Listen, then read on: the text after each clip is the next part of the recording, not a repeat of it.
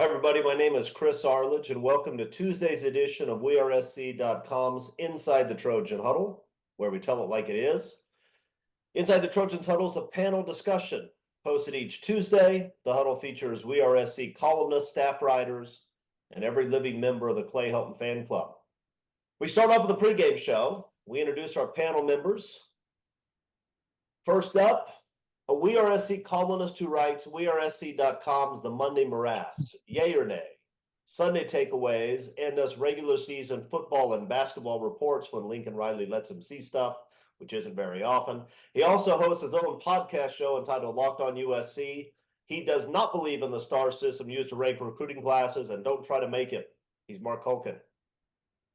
Also, the editor-in-chief of WeAreSC.com, a columnist, national recruiting guru, producer and moderator of in-season video shows 4 Downs and 5 Things, a graduate of USC.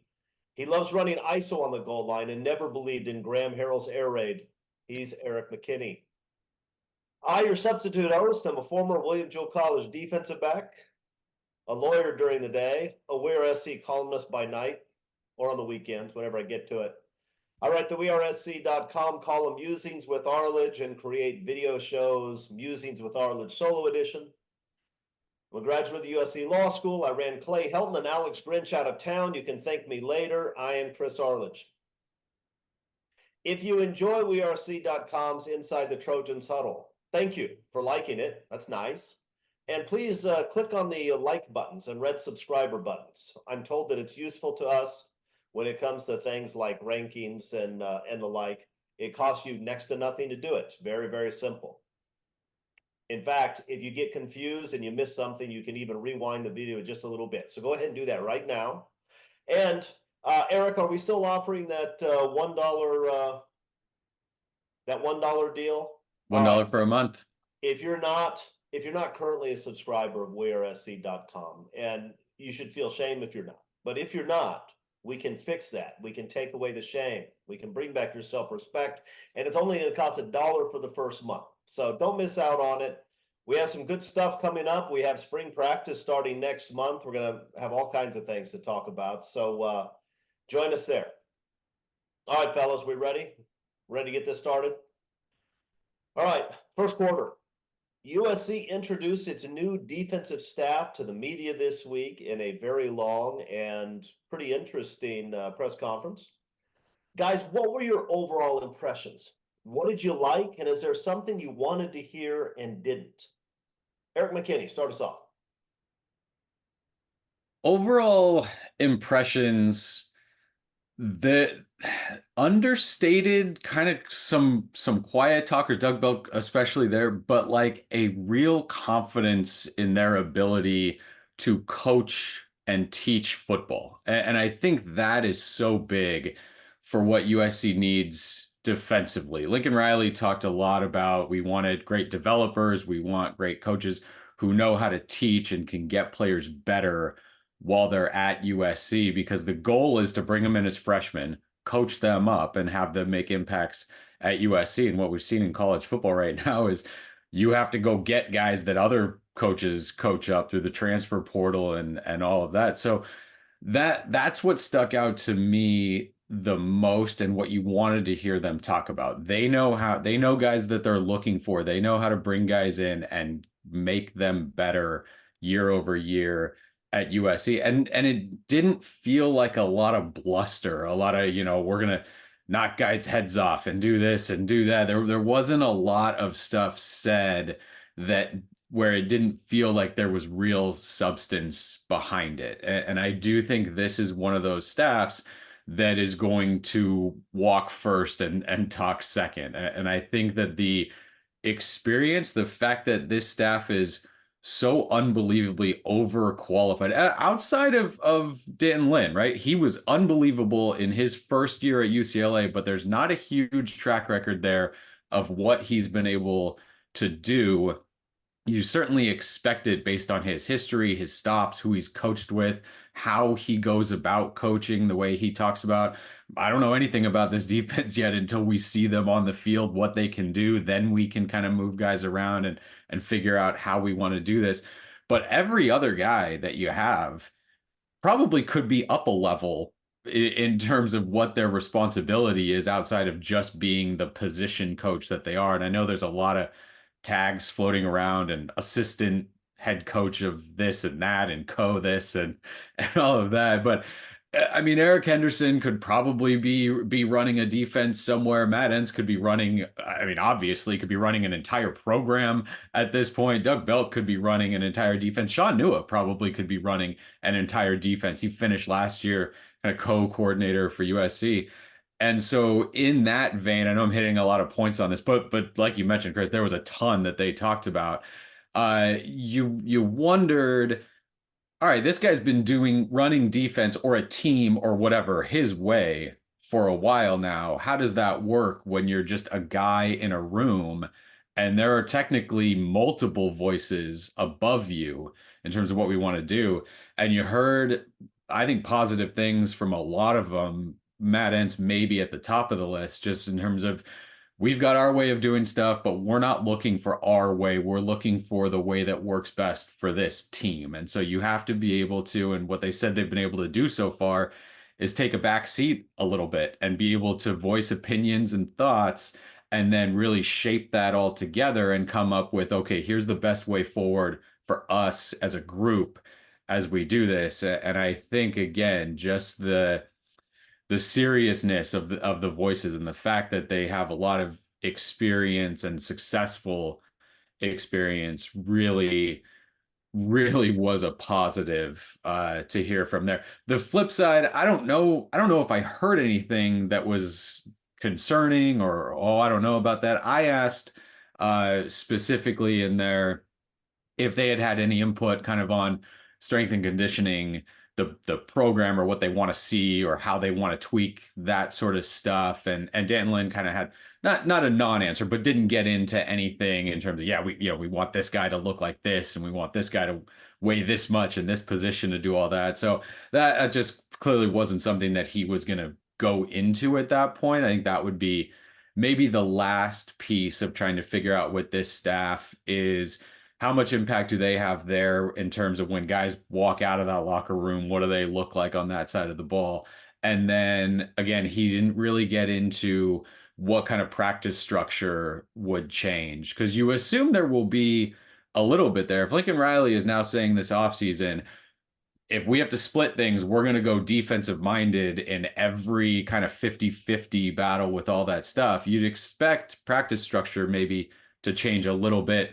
Spring ball hasn't started yet. They can't get out there with the guys with a ball yet. So I think that's kind of to be determined as we get forward there. But oh my gosh, overall, again, I'm hesitant to go all in on they won the offseason. This is it. This is going to be great. You still have to see it, but there was a lot to like about what they talked about. Mark, what do you think? Yeah, Eric pretty much covered it all there. So my main thing, we spoke about it in our little roundtable discussion, but competency is first and foremost. Eric phonetically spelled out the word development. You get a group of coaches that want to teach, and they're also very selfless. I mean, the fact that Matt Entz publicly said, look, I want to be a head coach at the FBS level. I got turned down because I didn't have the experience. So I'm going to take a step back so I can take 2 steps forward. That's impressive to me. I love the fact that he said, if a high school player can break down my defense, we're going to be okay. It's those types of things. When I heard him say, you are what you tolerate, instantly I'm thinking, all right, well, Bill Parcells, you are what your record says you are. That's a level of competency right there. And it's also kind of a backhanded slight at, you know what? There's been a lot tolerated at USC for those last 5 to 10 years or however long it's been going on. We're not going to tolerate that anymore. It wasn't so much the words that were coming out of each of these coaches' mouths. It was their delivery system. It was the passion that they talked with. You know, Eric Henderson, his life experiences. I wasn't blinking when he was talking. I mean, that's how drawn into him I was. Danton Lin, the competence level that he has even though he hasn't been doing this very long, just the fact that he knows that he can do it, that came across really well when he was talking. I also really like that, you know what, we don't have any team leaders right now, not until I get them on the field and I get to judge them. So you might have the name and you might have the stars behind your name, but that I don't think that's going to mean anything to this coaching staff. What I would have liked to have heard more of is something that Eric talked about there at the end. What is their plan? How do they plan? What is their intent? How are they going to get there? We know that, you know, we're here right now at point A. Point B is where we want to get. How are we going to get there? I don't mind them, you know, maybe saying we have players here that might need to reconsider. Do they want to be here? I want to hear that type of talk. I want to hear more tough talk. All right. Yeah. So look, I agree with both of you. I would say this. I thought they all did a very good job with their statements, with the Q&A. It's an impressive group, but in part it's an impressive group because we know the resumes behind it, right? I mean, there are lots of coaches who can get up there and say things that sound good, and then they go out and put garbage on the field. The reason I felt good about what we were hearing from these guys is because the resumes are so fantastic that I believe them. You know, Eric Henderson does have a fantastic personal story. It's clear that that Matt Ince has just unbelievable experience, and but all the guys were impressive. So it was a great press conference.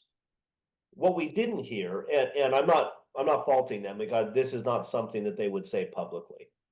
I want to know what they think the problems were over the last couple of years.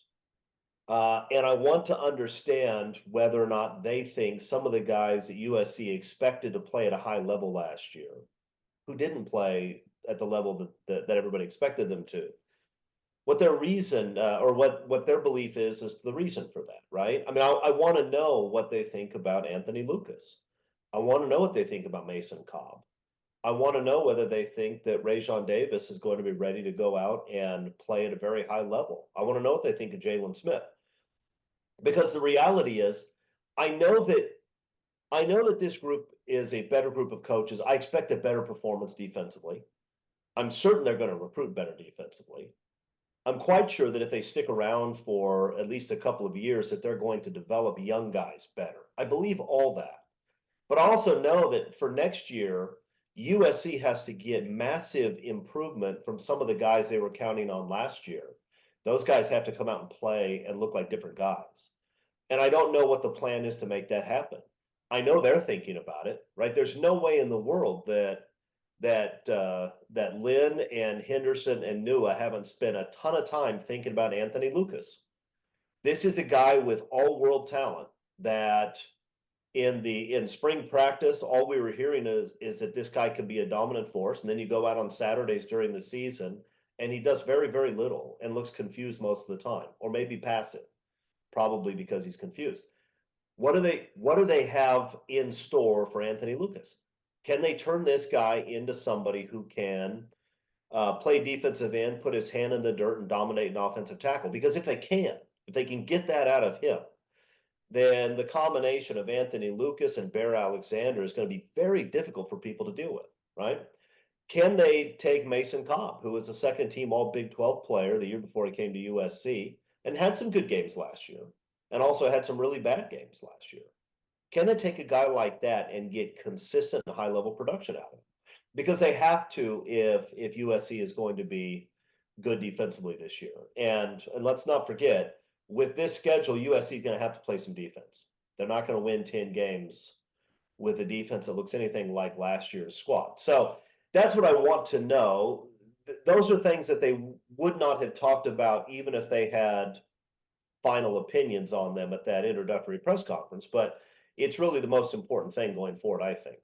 There was a bit Matt Ince was asked, and he kind of said, look, I'm not going to break down last year and say, oh, these guys were terrible because whatever. But he did. There was a hint. He talked a little bit about, you know, we did see a lot of plays where the ball's getting snapped and everyone's standing straight up, or their heads are turned this way, or that like the communication went wrong. And we talked about that forever, right? Guys have their back to the line of scrimmage when they're talking, trying to figure out what to do.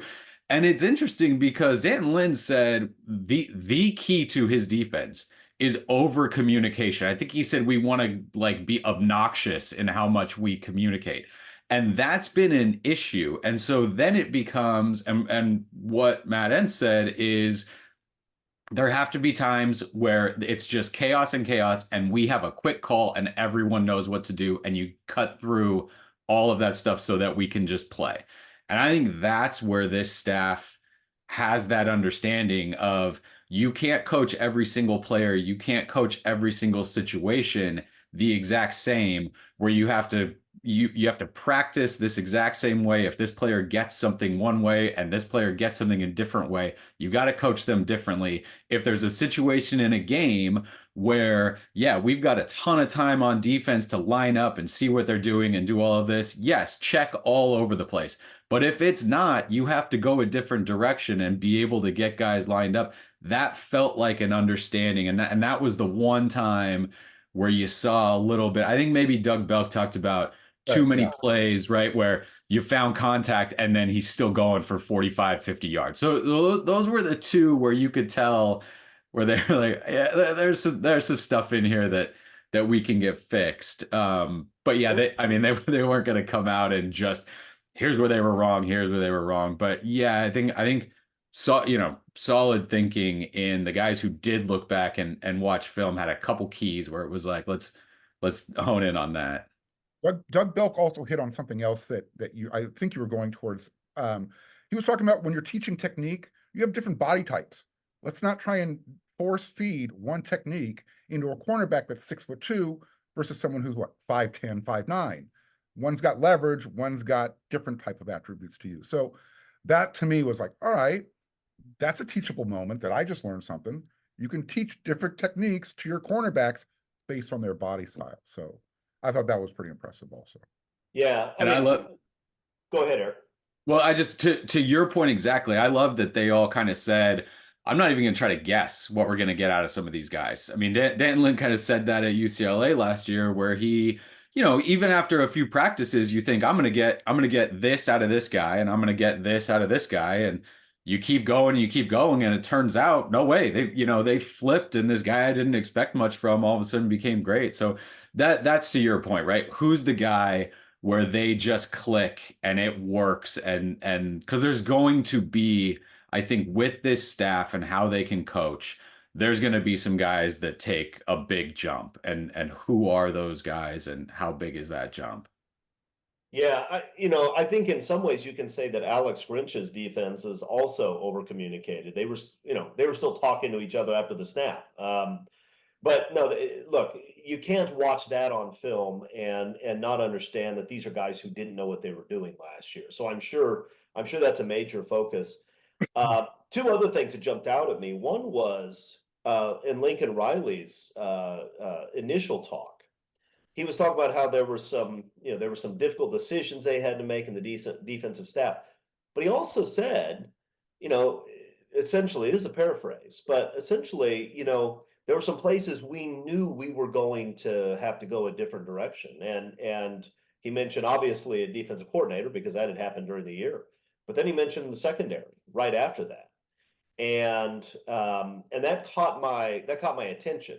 One, because we have been on message boards and wherever USC fans gather fighting about Dante Williams for years now. And Dante has his value to a program. I think everybody understands that. But that did not seem to be one of the difficult decisions for Lincoln Riley. And I think there's a reason for that. The other thing is, while there wasn't a lot of talk about individual players, Ince did mention one. He talked about Eric Gentry, and he talked about keeping Eric Gentry's weight up. I don't think that's an accident. One, we obviously know that Eric Gentry needs some additional weight to play linebacker and play it for all 12, 13, 14 games, however many they're going to be. But I also think there's a reason the coaches are focused on Eric Gentry. because he does bring an unusual skill set, and he can do things that you don't find very often. And a guy who can move the way he does, who's rangy, who can cause problems in pass coverage like he does. I suspect the coaches are excited about what he brings to the table and just want to find a way to be able to keep him out there and keep him healthy and hopefully play 4 downs instead of just in passing downs. Anyway, okay. So yeah, good. I think a good introductory press conference, and USC fans are excited, and rightfully so. All right, second quarter. Second quarter is about do-overs. We're going to go back in history. I don't know how far, but probably in some of these cases a long way. Give me one play in USC history that you wish the Trojans could get a mulligan on. What's the one play you wish we had a do-over on? Mark Holken. So my honorable mention goes to Wait. How many are you giving us? Just two. Okay. All right, go ahead. I've got 9, so I'm glad you didn't go to me first. My honorable mention goes to Pete Carroll calling a timeout just ahead of that pass into the end zone that nailed the 41-point upset to Stanford. It gave Jim Harbaugh a chance to switch his cornerbacks, USC switched their cornerbacks, and Stanford completed the pass on Mosey Curtis. But the play, and look, I know everybody's going to say 4th down and 2. It's not 4th down and 2. It was the play that Matt Leinart threw the pass at Brandon Hancock's feet, throw it at his knees, complete the pass, and you're standing up and setting up in victory formation. We don't care that Reggie Bush is on the sideline. We don't care what the play call is because you're not getting there. That's the play. 1st and 10, same series. Yeah. No, look, and Leinart was pressured immediately. I get why it happened, but you're right. If Hancock is able to catch that ball, it's a game over, 3 in a row. Eric McKinney, what do you got? Which one of your 9 are you going to share with us? 3 of them. Okay. So it is 4th and 2. It is 4th and 2, but I'm also not going to say 4th and 2. Just to pound it over Texas and get it that way and finish it off with that, I think is big. Honestly, I think, and again, this is my honorable mention. Then I've got one that I'm going to go with, which is off the radar because I think we're all going to go from this game. If Reggie Bush actually completes that lateral to Brad Walker and they finish that play off for a touchdown, first of all, what it does to Brad Walker, right? In terms of how he's talked about here, like you just want that for him so much because that's the name that comes up. But at that point in the game, if you score a touchdown that way, the whole thing might end up feeling differently, and we never get to either of those plays being key at the end of it. So that's the one that pops up from that game for me. The one kind of off the radar a little bit is 2011 USC Stanford in triple overtime, the Curtis McNeil fumble. That stadium was rocky, right? Nickel Roby picks that ball off and goes in, and even Stanford comes back and it goes to overtime and all that stuff. USC was moving it. I mean, that's after a 21-yard pass. They've got 1st and goal. They're going to punch it in. You know they're going to get 2. It's going to go to another one.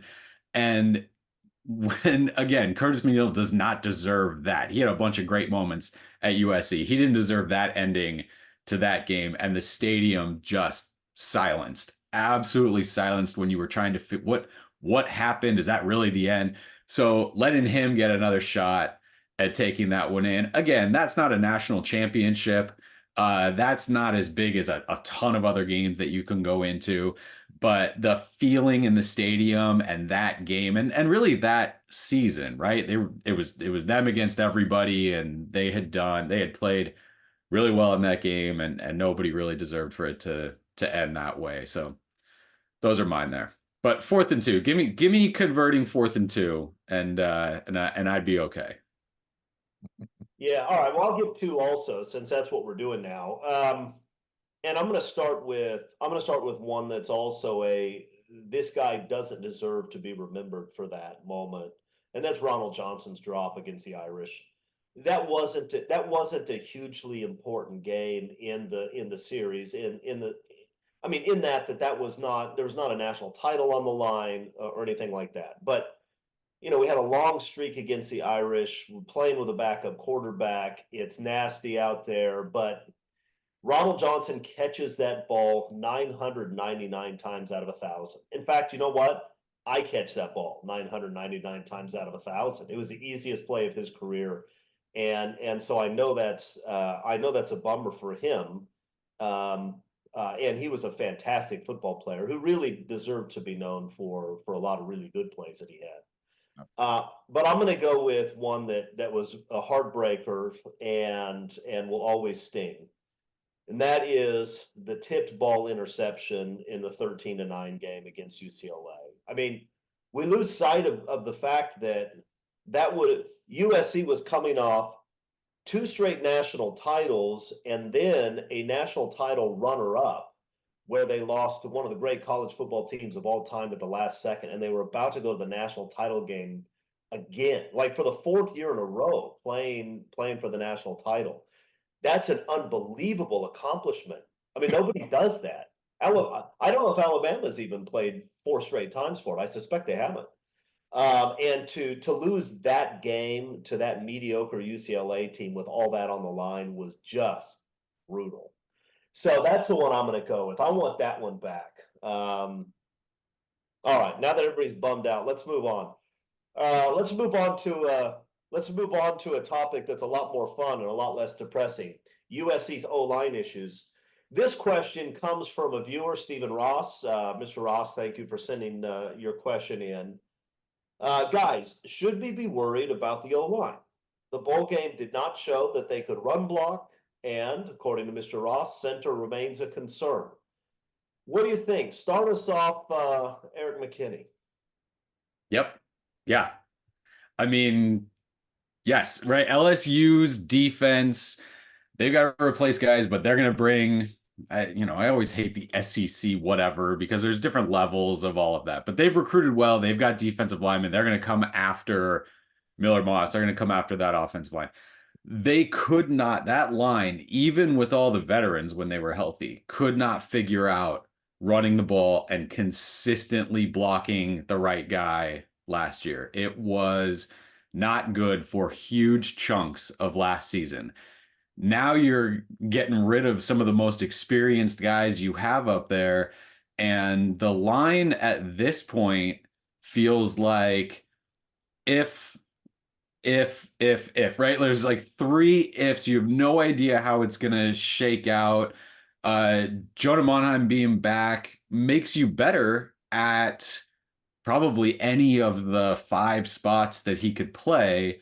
But then it becomes, do you find best spots for your best guys, or do you put them somewhere where it erases some of your bigger holes, and how do you figure that out? But I mean, if we wanted to go through how this line could shake out this year, there's 5 different starting lineups, 4 different starting lineups that you could go with. I think that you like a lot of the pieces, but I'm pretty far away from saying, yeah, this is gonna be a really good, solid line. It's not terrifying, right? If Jonah wasn't coming back, and maybe even if Gino Quinones wasn't coming back, like that veteran presence he gives you, then it's scary. If you need to say 3 of those 2023 freshmen need to play huge minutes this year, that becomes a little bit more concerning.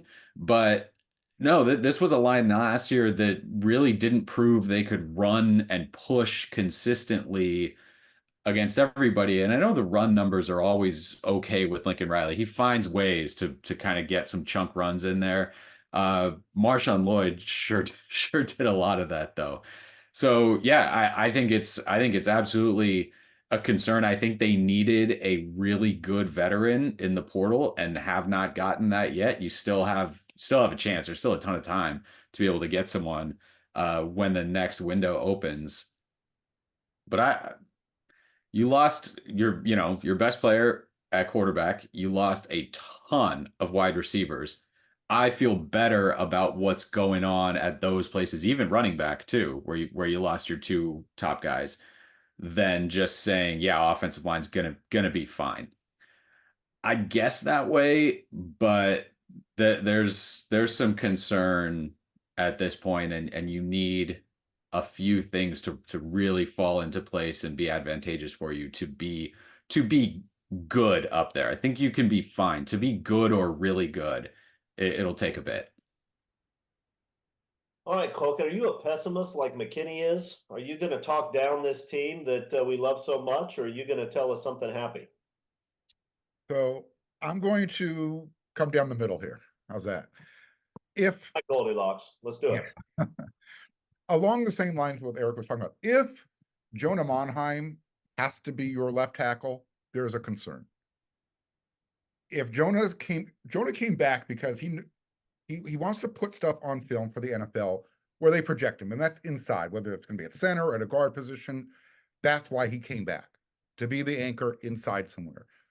As long as USC can have competency at the tackle positions, and I'm talking about Elijah Page taking over at left tackle and Mason Murphy locking down that right tackle spot, I think it'll be okay. I understand the concern about running the ball. Well, let's not put it all on the players. It's got to start from the play calling, and running the ball, I don't think was Lincoln Riley's favorite play call last year because it was so inconsistent, even when they were doing it well. So if you want your offensive line to be good road graders, good at run blocking, let them do it.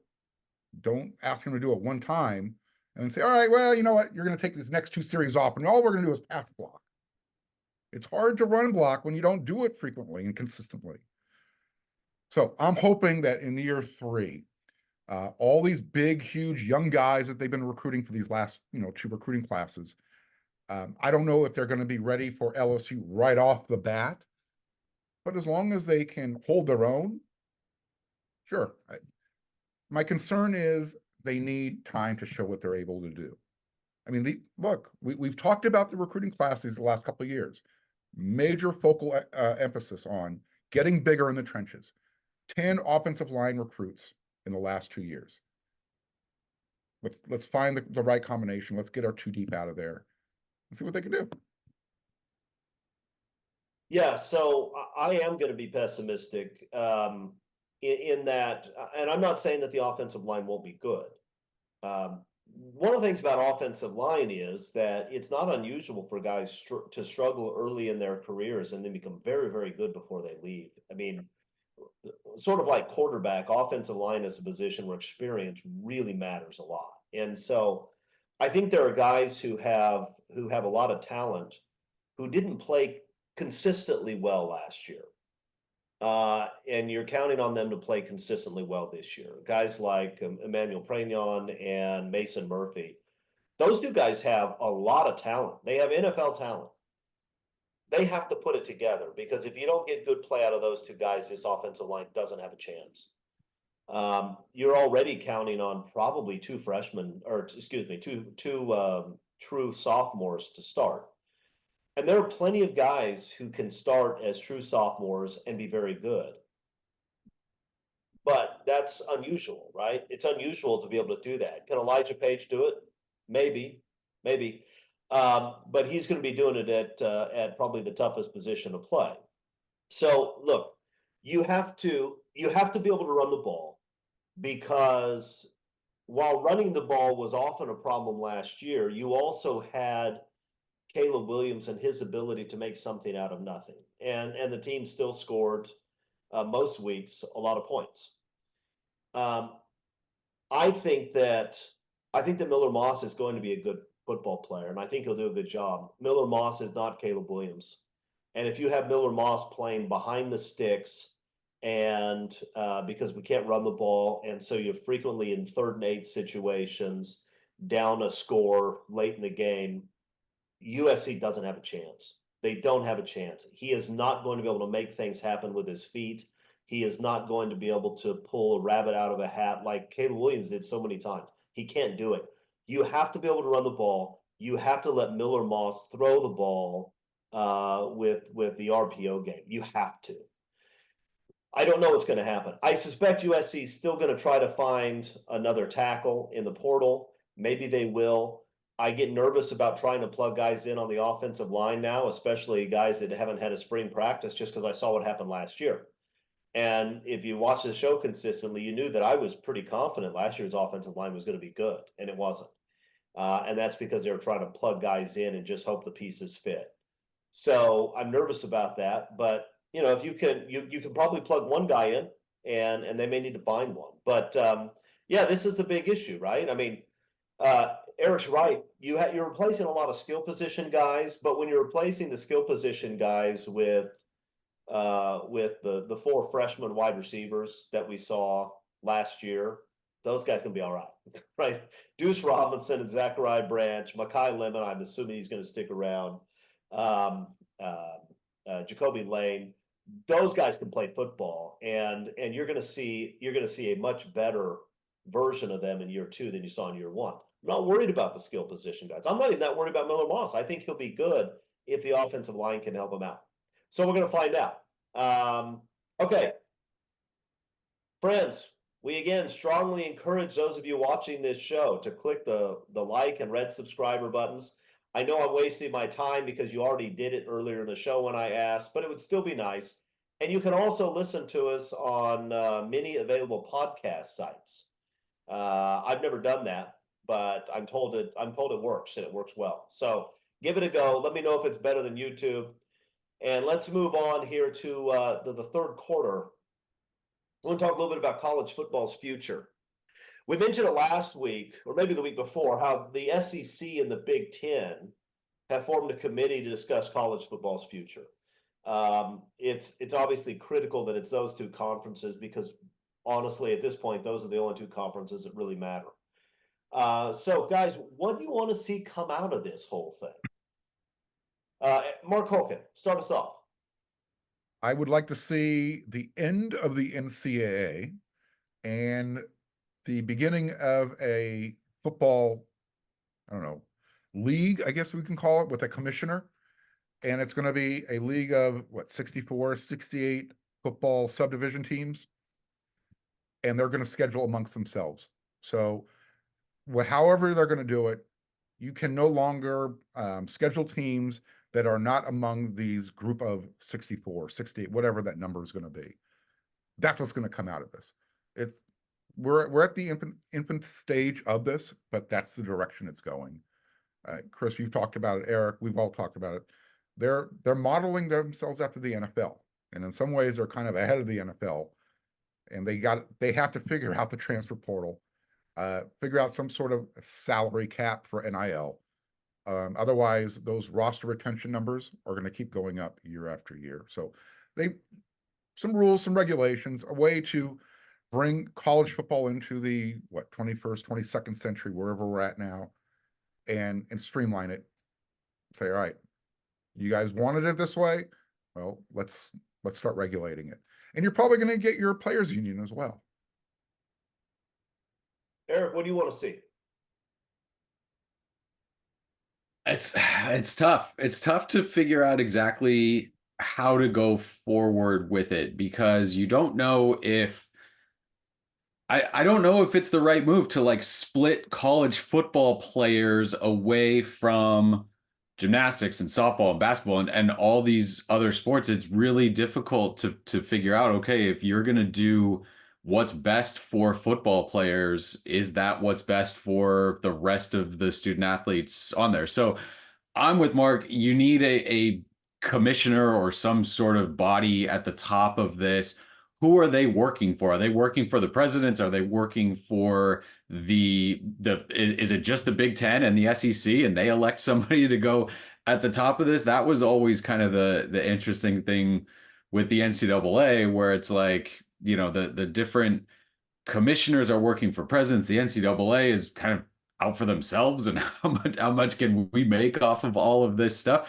So do you get a commissioner in there who that's their goal is how do we keep staying ahead of the student athletes and keeping money up there, or are they doing it for kind of a broader sense to elevate what we've all kind of what we're going through right now in terms of how do you split revenue and how do you make the players? I mean, we're gonna keep calling them student athletes for, I guess, a long time, but the players, the workers, if they're going to be kind of more front and center in how this thing looks. But the idea of, you can't have like the National League and the American League anymore when you had a DH and the pitcher's hitting. Like, that's not the same sport when you have the sport split down the middle, but operating on completely different levels.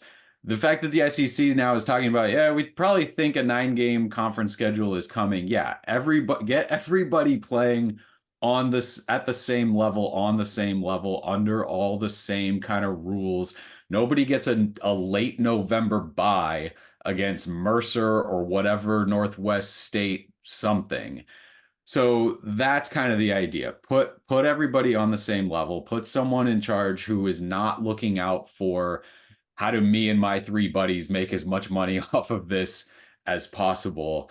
And if it feels like people underneath the NCAA have a better understanding of that's where we need to go, and that's ultimately where this thing is going to end up. And so I think it's there's going to be a Band-Aid ripoff at some point, and it's going to be a little bit messy when they do that. But if you have an idea of where you're going, I think ultimately it'll end up in a positive space. Yeah, so I would also like to see a new governing body, but here's the thing. Let's keep in mind that yes, the NCAA was incompetent, the NCAA was corrupt, and the NCAA is on life support. But the reason is because the schools themselves were greedy.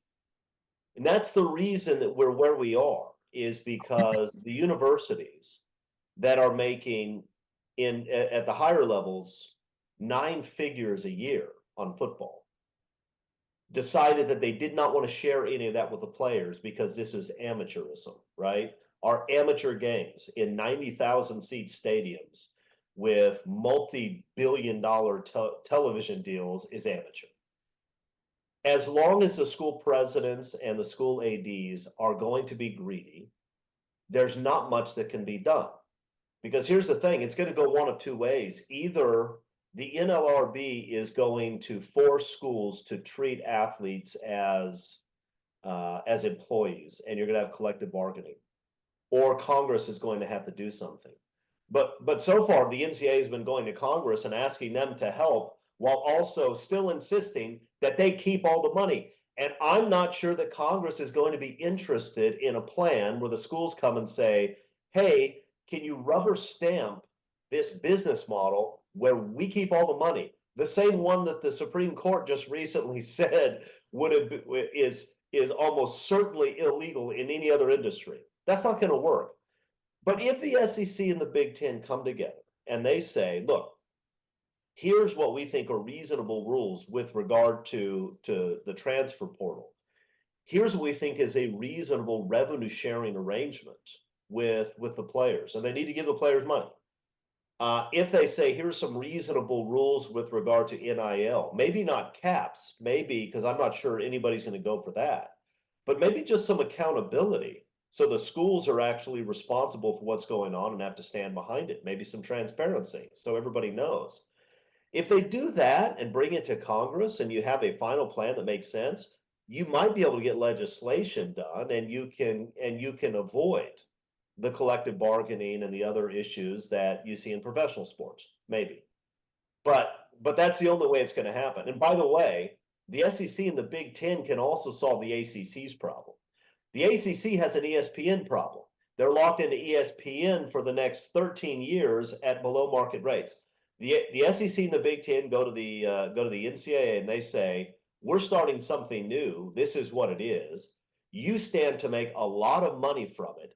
Don't nickel and dime us by trying to hold on to Miami and Florida State and Clemson in a below market deal because you're just cutting off your nose to spite your face. We need to have a new framework in place, and you guys are going to make an absolute killing. So in the ACC contract, let's bring those teams into the fold. You can do all of that if the SEC and the Big Ten come up with something reasonable, but they're going to have to be willing to share money with the players, and I'm willing to bet just about anything that they're not.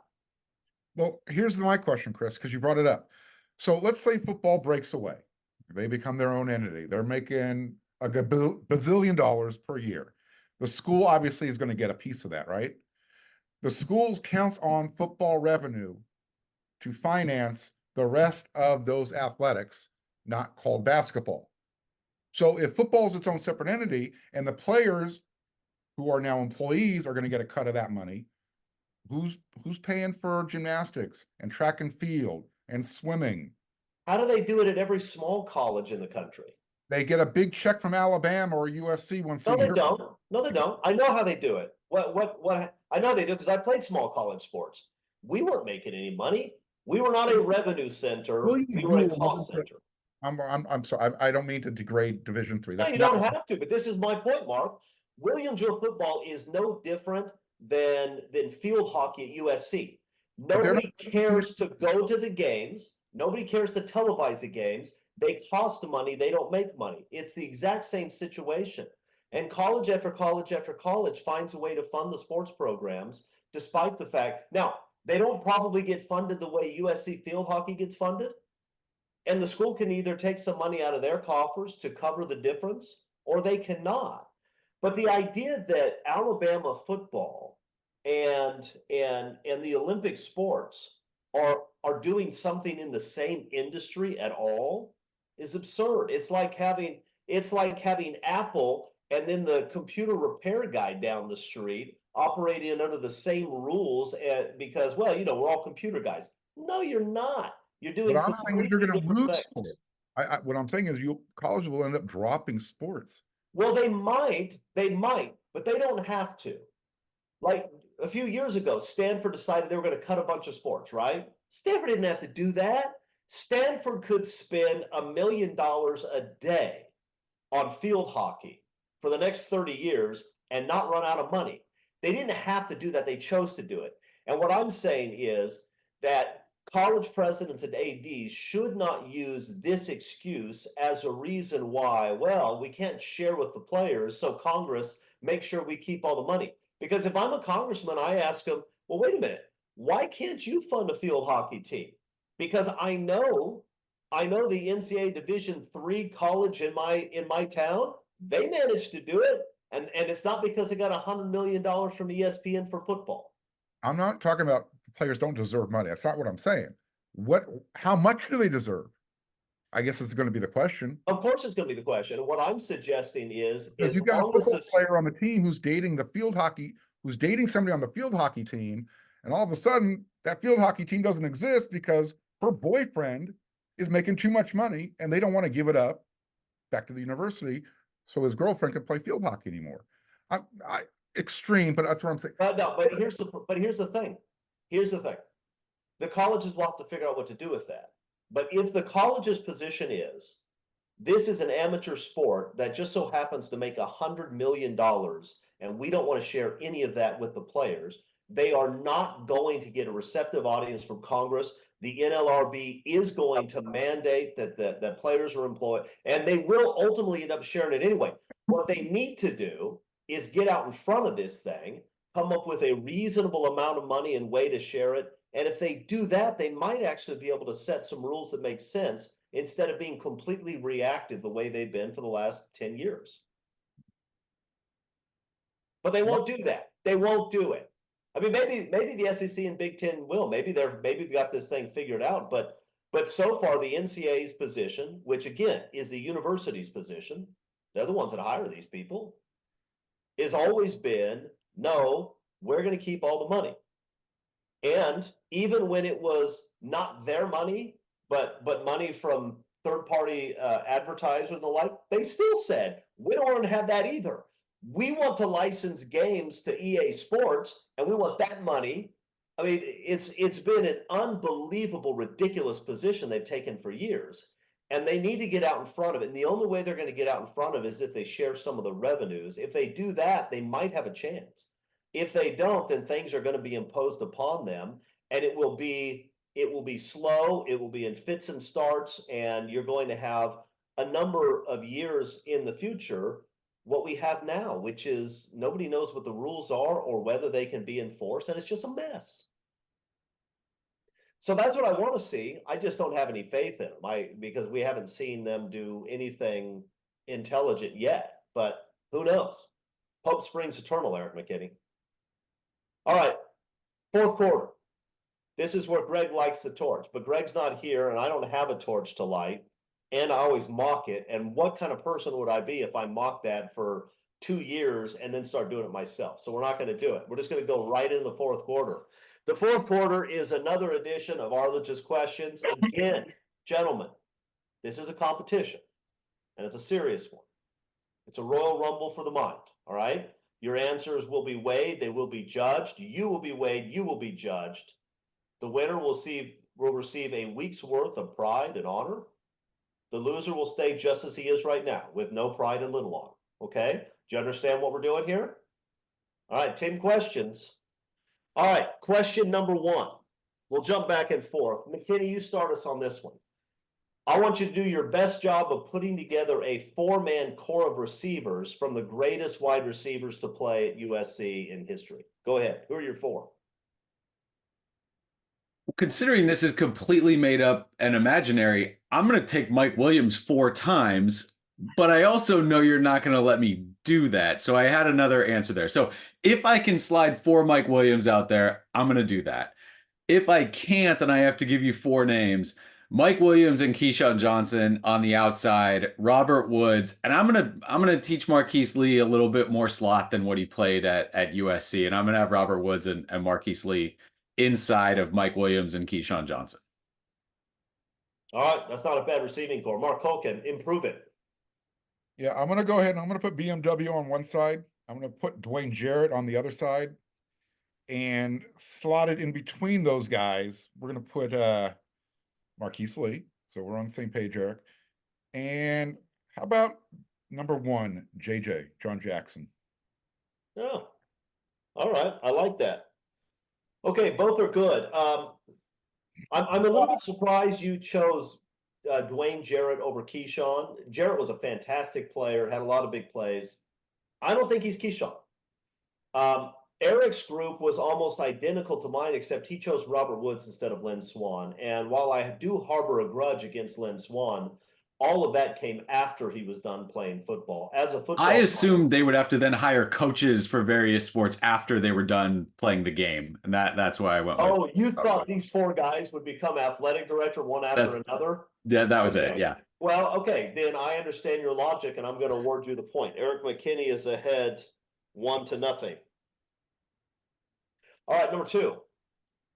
And Mark, you'll start us here. What would you do to change the game day atmosphere at the Coliseum?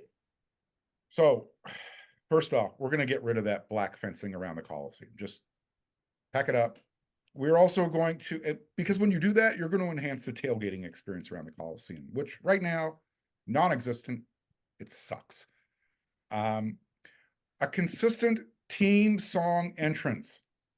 You know, I know, Chris, you like Enter the Sandman. Mr. Sandman, bring me a dream is what I said. If you don't like that, there's something wrong with you. Go ahead. No, what I'm saying is I agree. We need to have a consistent team entrance song, whether bring back the Eminem, whatever, be consistent about it.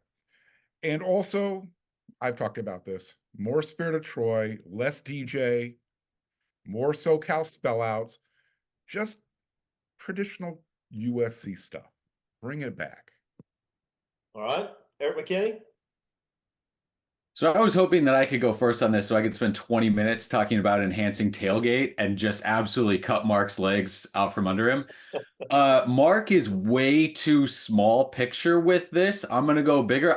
I would win 34 games in a row and then let the atmosphere be what it is after that. That is a good idea. All right, look, I'm going to throw in my 2 cents. I think we've got a stadium problem and a people problem. The stadium, you leave the peristyle, but you have to bring the seats closer to the field. And we have a people problem. USC fans require a lot to get excited at a game. And in fact, they require a lot to even show up to a game. And that includes the people who are paying a lot of money for tickets, who also hardly ever show up. I would want to find a way after doing our stadium remodel to give those seats to people who are going to make noise. Start giving tickets to local high schools and have them give those tickets to their athletes. Get people there who are excited to be there and will make a little bit of noise instead of sit on their hands and scream at people when they stand up. That's what I'd like to see. I'm not sure any of that's workable. But Eric's was both fun to think about, but completely unworkable because I don't know how we're going to guarantee 34 wins in a row. So Mark Holkin gets the points 1-1. Number 3, McKinney, start us off.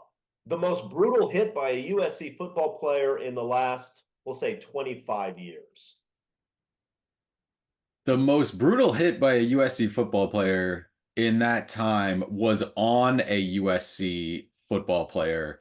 It was Taylor Mays taking out Kevin Thomas and also getting Jordan Norwood of Penn State. That hit then was a penalty. That hit now, I think, is a felony. I would imagine he would have been escorted out of the stadium immediately if that happened in the next Rose Bowl. That sounds right. All right, Mark Holkin, what do you got? So I'm going to award this point to Eric because I've got a few that I want to just get off my chest here. Wait, how are you awarding points? Because I'm going to have more. Are you naming yourself the judge? Wait, I'm going to have more than one. Are you naming yourself the commissioner of our little game here? Because if so, no, you're not awarding anything, but you did just lose one. You're down to 0. Go ahead, though. Give me your numbers. So what would you say was a more violent? Actually, Eric, I thought you were going when you said USC on USC. I thought you were going to talk about the Ray hit on Patrick Turner during practice, but because that was a pretty violent hit. And it ruined Patrick Turner for the rest of his USC career, by the way. I think it might have been Troy Polamalu taking out the Kansas State punter. Yep, Aaron Lockett. It wasn't intentional, but maybe it was. The ball was still 10 feet over his head. It was a good, solid hit. That was another arrestable offense, I think, in 2024. And the crazy thing is that Troy Polamalu is one of the nicest people in the world. And so which makes it all the more shocking that he hit Aaron Lockett with the ball still 10 feet above his head and almost cut him in half. It was great pick. It was brutal. All right, what are the other ones you've got? I love the hit that Ray put on the UCLA quarterback Cowan, even though he did pop right back up, but that was a violent hit. And it was a penalty. Yeah. Yeah, great hit though. And this is the one I want you to choose between. All right, Judge. Is it going to be Kelvin Ellison taking out Deshaun Jackson? Yes. Is it just Taylor Mays? No, it's just Kevin Ellison taking out Deshaun Jackson because of who the victim was.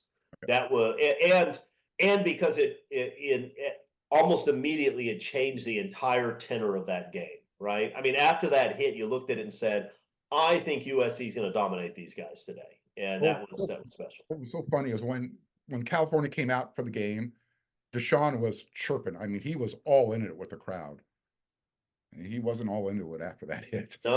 No, he was barely conscious. That was a brutal hit. Okay, all good choices. Colkin, you get your point back, but you still only have one because you tried to hijack this whole thing. I don't even understand what you thought you were doing there, but I'm going to try to forgive you and move on. Number 4, who is the best special teams player in USC history? I think Colkin went second last time. So Mark, start us off. Oof. I think Adoree gets the title. I think RJ Sauer could have been the guy. All right, Eric. Yeah, I was looking for like coverage guys or not, big name guys, and then I just said it's a Steve Tasker type. So that sort of thing. Soma Vanuku had a couple in there, and like Moses Tupu is always kind of the glue guy in everything. It's Adoree, and I'm gonna go farther than Mark. He's USC's all-time leading kick return leader.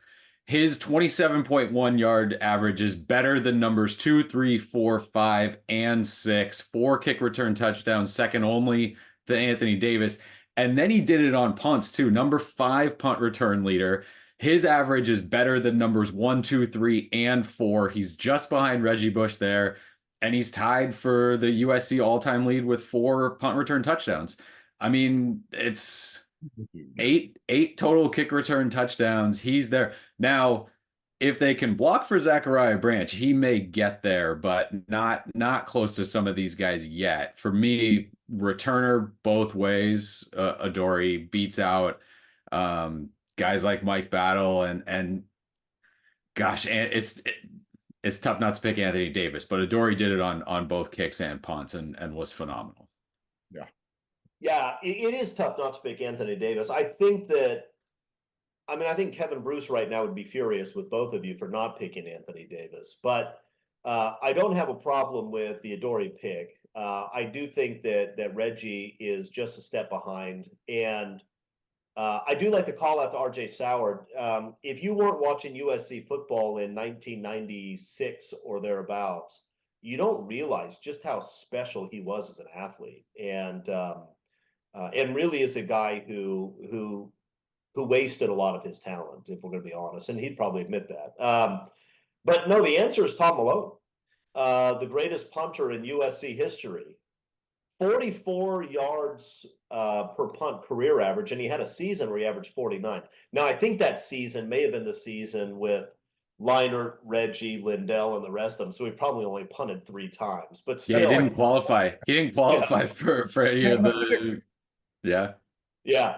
No, I mean, look, the returners are the fun guys. Tom Malone was a fantastic weapon, and imagine playing USC at those days where it was hard enough to get a stop, and it was hard to move the ball on the defense. And then you have that guy come out pinning you at your own 12 every time. I mean, it's just a disaster for people.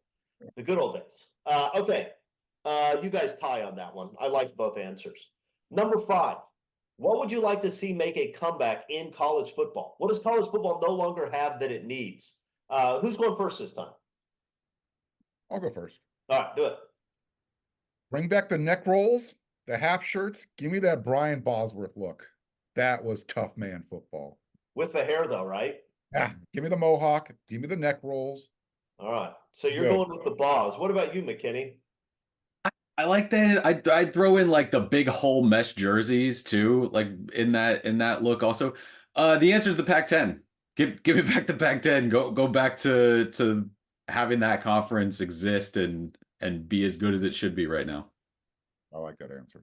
Yeah, I do too. I was thinking the Wishbone. I know the Wishbone is still around, but it's only around with the service academies.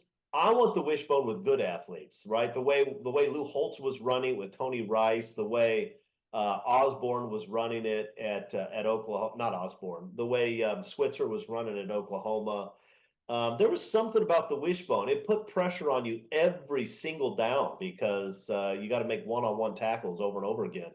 I miss the Wishbone. But then again, I'm a dinosaur. I like the run game. So I would think that. McKinney wins because he had an answer that both Mark and I heard and thought, yeah, that's a good answer. I wish I would have come up with that. 2-1 McKinney. Number 6 is not really a football question, but it's an important one. Not really a football question. It's not really a football question, but it's going to have impact on football, but probably not American football. If you had to choose, would you want the U.S. military to invade France or Italy? Why don't you start us off, Eric McKinney? Yeah, so I did make it a football answer, and I understand that I'm probably forfeiting my point. I would rather see the USC offensive line invade Ann Arbor. That's what I'm going with if we're invading anything. Okay, you're right. You just lost a point. Mark Colkin, what do you think? Yeah, we're going after France because they invented mayonnaise, I believe. And I don't know who in the hell decided, let's put mayonnaise on a bologna sandwich. Who puts mayonnaise on anything? Why are you eating a bologna sandwich? That's the bigger question. I might be getting my point back here. Oh, you're not. I gave up too early on this. Yeah. Mayonnaise, No. look, I don't know what the attraction is with it, but it's just disgusting stuff. And I'm pretty sure that stuff was invented in France. All right. Here's the problem with your answer. I actually like the answer to invade France. I think that's the right call. But my problem is that your anti-French feelings were based on how it affects your bologna sandwich, which is ridiculous. You both lose a point. It's still it's now 1-0, Eric McKinney. Number 7. If people concluded that Notre Dame's mascot is too politically incorrect, the way it seems to imply that Irish people are always drunk and getting in fights, what would be the best replacement name? What's Notre Dame's new mascot? Start us off. McKinney, start us off. So it's the Notre Dame Leprechaun, where we can just shun it from society completely. The Leprechaun. Okay, Mark Holkin, you were going to say something similar. Literally, the leprechaun, so it could be the Trojans versus the lepers. Okay, so you were both not just going leprechaun, you were going leprechaun, both of you. That's it. That's the answer. Clearly. That sounds like collusion. You both lose a point. The score is now Eric McKinney 0, Mark Holkin -1, which means, by the way, everybody watching this at home currently has more points than Mark Holkin does. Number 8, most exciting opposing player you've ever seen. Start us off, Holkin. You've seen a lot. Most exciting opposing player I've ever seen. Oof. I think his name Vince something or another. I can't remember. I can't remember. I think we know who you're talking about. All right, 1 vote for Vince Young. Eric McKinney. Look, I'm not excited to answer this. I am excited to drive Mark down farther into the negatives. It's Vince Young. I won't answer follow-ups, and I'd like to move on to the next question. Okay, the answer is Rocket Ismail.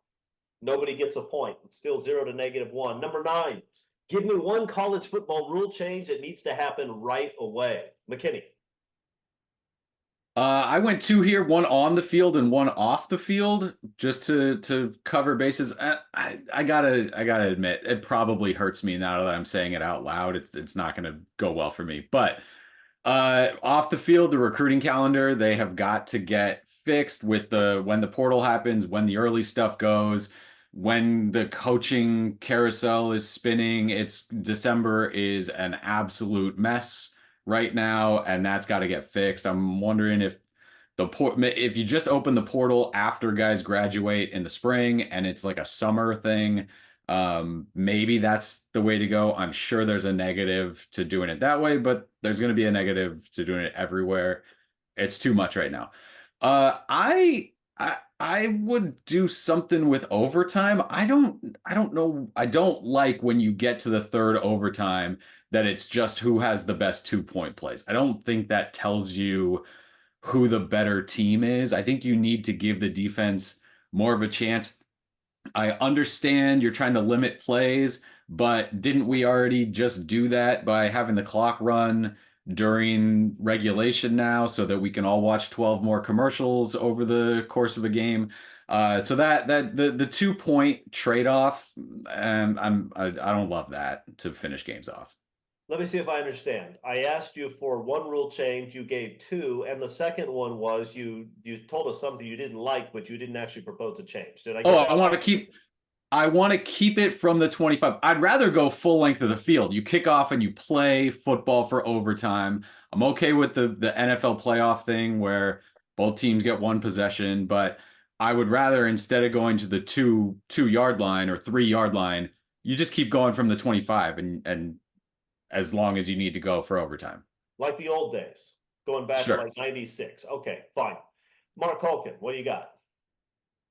Bring back the rule where the clock stops when you go out of bounds in college. At all times throughout the game? Throughout the entire game. Mark loves commercials. Why is that? I just don't like the fact. I think it's affecting the way players are playing the game, the way games are being called from the sidelines. It's being rushed a little bit too much. And unless you have a player who can extend a play on his own, I think you're seeing it show up on the field.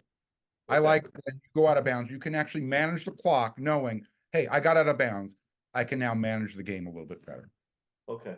I don't like Mark's answer, but Mark did comply with the rules and he actually gave one answer instead of two answers, one of which didn't have an answer. So you get the point. And going into our last question, gentlemen, we are in the same position we were going into our first question. The score is 0-0. Somebody needs to step up and win this thing, right? I feel right now the way I felt about USC late in the Clay Helton years, which is like, God, come on, guys, somebody has to step up and do something and take this thing. And it almost never happened. And I'm not really that optimistic right now, but we're going to see. Number 10, what is the downside to the new 12-team playoff? Mark Hogan, start us off. There's only one, and I think it's going to be the extra travel expenses. That's it. We haven't had a 12-team playoff yet, so I don't know what the downside is. Okay, travel expenses. McKinney, do you have something better than travel expenses? I mean, if I stayed silent. So look, I'm gonna do it again. Why stop now? I'm gonna throw two. I'm gonna throw two out. It's that it should be 8. I think 12 is too many to go to.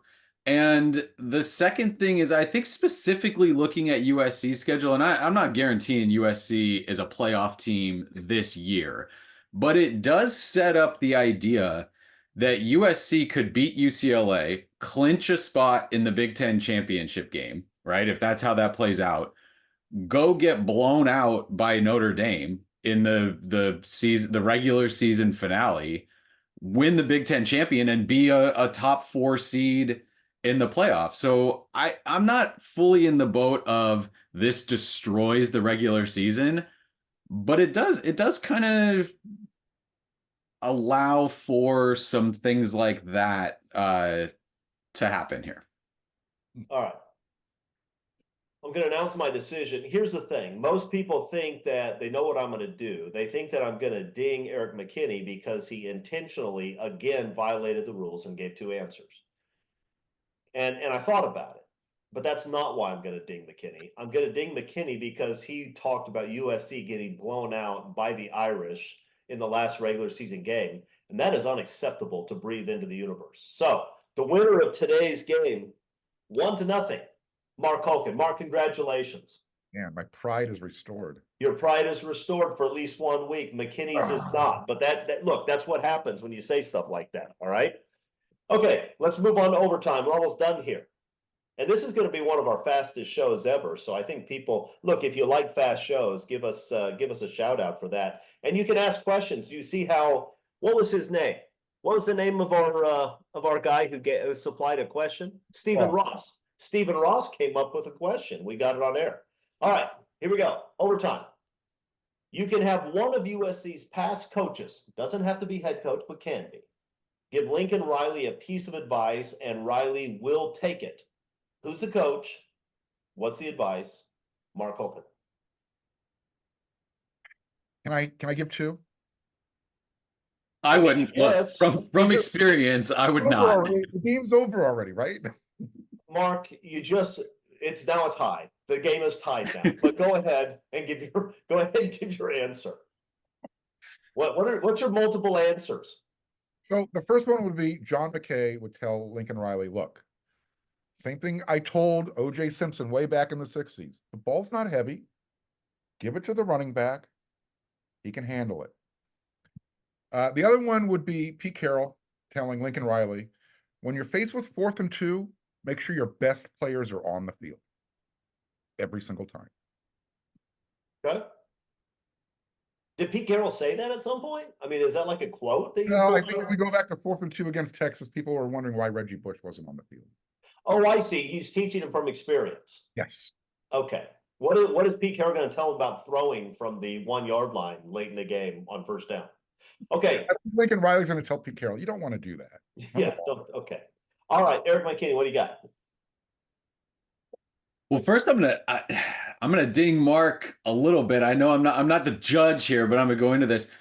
The other half of McKay's quote there is that he doesn't belong to a union, and I'm not sure how long Lincoln Riley would be able to use that. So moving on from there, I'm gonna give 1, and it's Pete Carroll with the whole you can't win the game in the first quarter, can't win in the second quarter, right? You win the game in the fourth quarter. And I think it speaks to a few different things that I would love to see Lincoln Riley kind of take to heart and move forward with. And one is just being able to physically overpower someone over the course of a game where you are getting better and better and better as the game goes along, and you can impose your will in the fourth quarter. I think there's part of it too with there's not a quick fix. You can't just come in and I know he wanted to win games right away, but setting your program up for the long haul. And I think we're all on the same page where maybe this offseason was the year that he did that to set that coaching staff up and move forward. If we're going away from the portal back to recruiting, a little bit of that. So maybe that is coming into play. But you look back at the number of losses where USC's up by 14 early in the game and just loses it and goes away from what they did and just at the end doesn't have it when it gets to that fourth quarter. That's it. That's it for me. That's key to Lincoln Riley's thing. You cannot blast off to a big lead and then just watch it fade away as the other team just outmuscles and outphysicals you, especially over that second half, but definitely those last 15 minutes. And those are going to take 6 hours. Mark wants to stop the clock mid-play at this point going forward. So you have 700 plays in the fourth quarter. You better be ready to play every one of them. Were the games really sped up though when they changed the clock rule? Did it speed I up? don't think much. I mean, I think they even only guessed that they were going to lose like 7 plays from it. So I don't know what ended up happening with it. Yeah. Okay. Both good answers, I think. I'm going to go with Marv Goo here, and I'm going to have him come back and talk to Lincoln Riley. I'm going to say something that I don't know that Marv Goo ever said, but I'm speculating that he did. And that is that football games are not won with X's and O's on a chalkboard. That it's good to have a good scheme. It sure beats the alternative. I'm not asking to bring back Clay Helton and T. Martin and have those two guys scheme up the offense again. I'm not asking to have Alex Grinch come back and scheme up the defense. Those were dark days, and I don't want to return to them. At the same time, X's and O's on a chalkboard isn't what football's about. It's about grit and toughness. And so this is what I want, especially in light of how USC performed against Notre Dame and UCLA this past year. I want Marv Goo to come and instill some fire in the program, and I want him to do it the way he did it when he was coaching at USC. If you haven't read it, go and look up Marv Goo's Notre Dame pregame talk to the USC players. There's some of the former players have sort of described it and written out what he did. But it involves a lot of screaming and crying and threatening the Irish and talking about how there'll be nothing left of them when they're finished. And they got me, but they're not going to get you. And it sounded fantastic. I wish I could have seen it live. But I think I want Marv Goo to come back, and I want him to talk to the team before the Notre Dame game next year, especially now that Eric McKinney has made his prediction. And it sounds like we need all the help we can get to avoid a blowout. That's what I want. Guys, do you have anything other than apologies? Do you have anything to say before we end the show today? Did you say including and or other than apologies? I've got an apology. Look, you both need to apologize. I can't have you carry that over into next week for me. I do not need to start next week's show minus 10 points for the quiz game. All right, look, everybody's going to start 0-0, and if the last few weeks are any indication, you'll probably finish somewhere around 0-0 too. Colkin, you have anything you want to say to the people before we sign off? I just want to say thank you, and I appreciate all of you viewers and listeners. Look, if you're paying attention to this show in February when there's nothing going on, you're diehard. You belong here. Thank you. Yeah, you do. And we all appreciate you being here. Okay, then that's going to do it for this Tuesday's edition of Inside the Trojans Huddle. A big thank you to our panelists, Mark Hulk and Eric McKinney. I'll thank myself. Nobody else is here to do it. Have a great week. Have a great weekend. Next Tuesday, we'll be back to do it again. In the meantime, fight on, everybody.